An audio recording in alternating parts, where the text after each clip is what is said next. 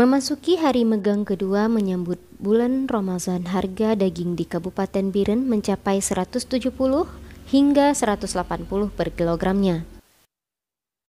Harga ini tidak jauh berbeda dengan tahun lalu, meskipun pandemi COVID-19 memberi pengaruh pada ekonomi warga.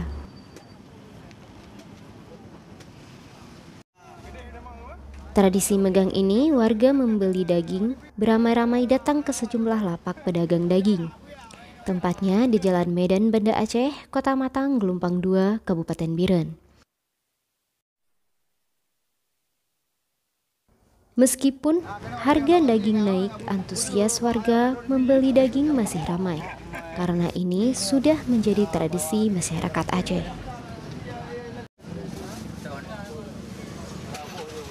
Salah satu pedagang, Rusidi, mengatakan harga daging di hari kedua megang ini masih normal dengan harga megang di hari pertama. Tidak ada kenaikan maupun harga yang turun. Bahkan antusias warga untuk membeli daging dari malam hingga siang hari terus meningkat. Harga lumayan lah. Harga sekarang 170. Ya, per kilo.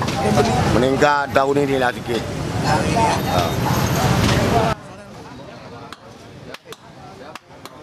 Tim Liputan Biren TV melaporkan.